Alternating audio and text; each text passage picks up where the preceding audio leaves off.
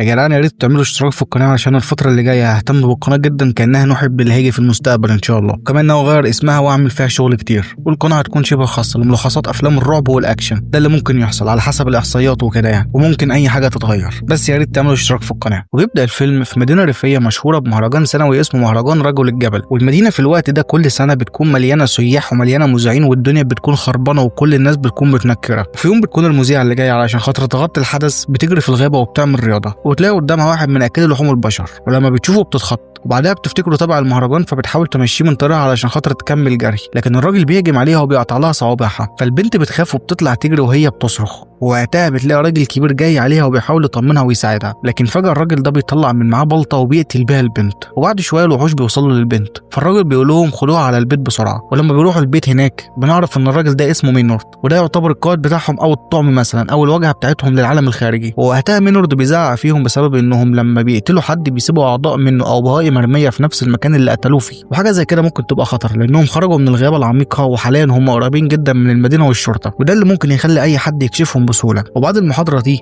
بنروح نشوف شلة شباب موجودين في الغابة وجايين المدينة دي عشان خاطر المهرجان، وبيكون في واحد فيهم اسمه بيلي جايب لهم مخدرات لزوم السهرة اللي في الغابة. وبعد ما بياخدوا عدتهم بيقوموا يتمشوا بالعربية، وهم ماشيين في السكة شافوا مينورد وكانوا هيخبطوه لكن لحقوا نفسهم على آخر فرصة، ولما بينزلوا من العربية بيلاقوه مرمي على الأرض رغم إن محدش لمسه. وأول ما بيقربوا جنبه مينورد بيطلع من معاه سكينة وبيعور بيها واحد من الشباب، ووقتها كانوا الوحوش واقفين في الغابة متابعين اللي بيحصل، وقبل ما يتدخلوا بيلاقوا الشرطة جت، ووقتها الشرطة بتيجي تلاقي إن الشباب ملمومين حوالين راجل كبير ونازلين في ضرب، فبياخدوا الشباب والراجل الكبير لما بيشوفوا معاه السكينة بياخدوهم على العربية، وقبل ما الشرطة تتحرك بيفتشوا العربية بتاعت الشباب بما إنها عاملة حادثة ودخلت في الشجرة، ووقتها بيلاقوا كيس مخدرات في العربية، فالظابط كارتر بتخلي الظابط جيسون اللي معاها يفضل مع العربية لحد ما توصل الشباب والراجل الكبير على الاسم وتجيب ونش وتيجي، ووقتها وجيسون واقف مع العربية بيهجموا عليه الوحوش وبياكلوا ودنه وبعدها بيقتلوه.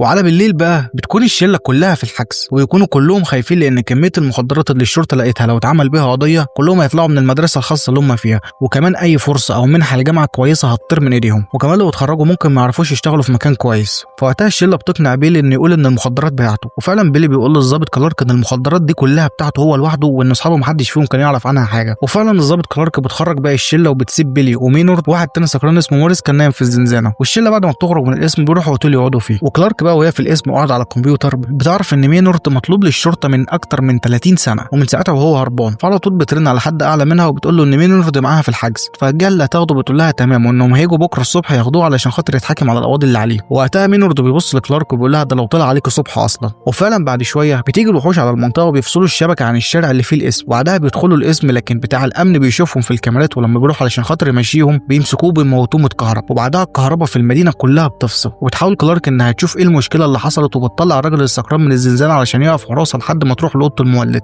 وفي الوقت ده بتقرر واحده من البنات اسمها كروز انها تاخد اكل البيلي اللي ضحى بنفسه علشانهم، وبعد ما نزلت من الاوتيل بشويه بينزل بعدها واحد اسمه جوليان، وكروز ماشيه في الشارع بقى بتلاقي واحد غريب كده ماشي وراها، وبعدها بنشوف انه يبقى واحد من الوحوش ويفضل يجري وراها لحد ما بيمسكها وبيقتلها وبيطلع الامعاء بتاعتها وبياكلها. وبيوصل جوليان على القسم وهناك بيلاقي ان النور مقطوع وبيلاقي بيلي لكن بتكون كروز ما وصلتش. وفي الوقت ده بيكون في 2 من الشله في اوضتهم في الفندق، والشاب بيسمع صوت الباب بيخبط، ولما بيروح يفتح بيلاقي واحد من اكلين لحوم البشر، لكن بيفتكروا واحد سكران لابس قناع بسبب المهرجان فبيشتمه وبيقفل الباب، بس قبل ما يتحرك الباب بيخبط تاني، ولما بيفتح المره دي بيلاقي قدامه 2 مش واحد، وقبل ما يفتح بقه بيسحبوه على بره، والبنت اللي معاه في الاوضه وقتها بتكون في الحمام، ولما بتلمح حد غريب بتاخد حديده وبتستخبى، وبعدها بتهجم عليه من ظهره وبتضربه، لكن بيقدر انه يجيبها على الارض، وقبل ما يقتلها بتسحب سكينه من جنبها وبتضربه في كتفه وبتهرب. وفي الاسم بقى بيكون بيلي قلقان جدا على كروز لانها على وصف جوليان طلعت من الاوضه من بدري قوي لكن لحد دلوقتي ما وصلتش، فوقتها مينورد بيتدخل وبيقول له ان اكيد رجالتي كلوها. وقتها بيكون جيسون اللي هو جوز الظابط كلارك معاها في الاسم، وبعد ما بيقعد معاها شويه بيقول لها انه هيروح البيت يجيب اكل بما انهم قاعدين في المكان هنا الفتره. وبعد كده بنشوف الوحوش وهم ماسكين الشاب اللي كان في الاوضه اللي اسمه جاس وبيكونوا رابطينه من ايديه ورجليه، وبعدها بينزلوا بالشواكيش على رجليه وبيدمروها تماما، وبعد كده بياخدوه على الاسم وبينزلوه هناك، ووقتها كل اللي في الاسم بيبصوا على مصدر الصوت اللي بره وبيشوفوا الوحوش وهم بيرموا جاس في الارض وبيكون مش قادر يمشي، وبيركبوا العربيه بتاعتهم وبعدها بيدوسوا عليه. واول ما بيمشوا بتوصل البنت اللي كانت مع جاس في الاوضه اللي اسمها ليتا وبتدخل الاسم، وبيلي بيسالها عن كروز لكن بتقول له انها ما تعرفش وانها نزلت من الاوتيل من فتره طويله. وقتها الظابط كلارك بتخرج بيلي وبتديله سلاح هو وصاحبه جوليان علشان خاطر يساعدوها يقبضوا على الناس اللي بره دول. ومينورد لما بيشوفهم هم خايفين كده بيقول لهم ان اكيد رجالته كلت كبد كروز هي وباقي الناس وان اي حد هيمسكوه هيعذبوه، وبيعرض عليهم ان لو خرج دلوقتي هيقنع الوحوش انهم يسيبوهم عايشين، لكن كلارك بترفض لانها عارفه ان مينورد محدش يثق فيه. وبعد شويه بيطلع بيلي وجوليان على الشارع بالاسلحه علشان يدوروا على كروز، ولما بيتمشوا في الشارع شويه بيلاقوا كروز مرميه على الارض وميته موته بشعه جدا، ولما بيلمحوا حد من الوحوش بيجروا وراه بالاسلحه وبيكونوا متعصبين بسبب موت صاحبتهم وعايزين يقتلوه، لكن وقتها بينط واحد من الوحوش على جوليان وبيضربه، والتاني بيهجم على بيلي والاتنين بيفقدوا الوعي. وبعد شويه لما بيفوقوا بيلي بيلاقي نفسه موجود في ملعب كبير وجسمه مدفون وراسه بس هي اللي باينه، وشاف جوليان جنبه كانت رجليه مربوطه بسلسله في عمود خشب. وعدى عليهم وقت وهم بيحاولوا يفهموا ايه اللي هم فيه ده، بيلاقوا واحد من الوحوش داخل عليهم بالعربيه اللي بتقص العشب وهو بيضحك وصوته عالي جدا، ولما بيوصل عندهم بيعدي عليهم بالعربيه وبيفرمهم.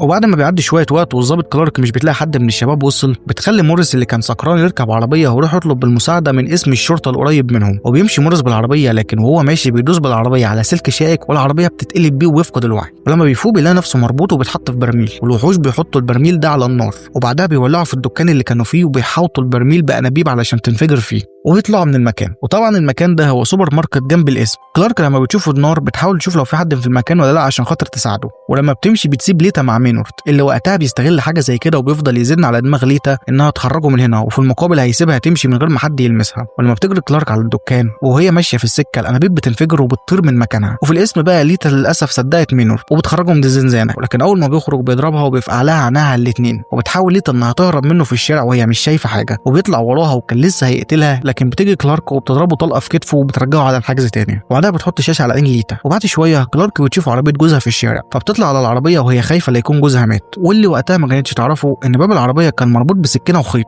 وان كل حركه كلارك كانت بتفتحها من الباب كانت بطن جوزها بتتفتح فيها. ولما بتشوفه كلارك بتكون واقفه مصدومه جدا، ويجي واحد من الوحوش بعربيه وبينزل بيضرب الظابط على دماغها وبتفقد الوعي. وفي الوقت ده بتكون ليتا في الاسم ومينورد قاعد قدامها يخوفها وبيقول لها ان اللي حصل ده ولا حاجه، وانها شويه كده ورجالته هتوصل وهياكلوها وهي حيه. وبتكون ليتا قاعده خايفه جدا ومش بتقدر تستحمل، فبتقوم تمشي من المكان. وبعد ما بتخرج بيوصل الوحوش على المكان، وهناك بيحبسوا الظابط كلارك في الزنزانه. ولما بيخرج مينورد بيقول لها انه هيحط البندقيه في بقها وبعدها هيوصل الزناد بسلك، والطرف الثاني من السلك هيكون مربوط في كعب رجلها، وانها لازم تكون واقفه على طراطيف رجلها، ولو فكرت تنزل رجلها هتشد السلك ووقتها الزناد هيفلت وهتموت نفسها. كل ده والمكان هيكون بيولع حواليها. وطبعا لما بيعمل كده وبيمشي كلها ثواني وكلارك مش بتستحمل الالم بتاع الحرق وبتنزل رجلها ودماغها بتنفجر.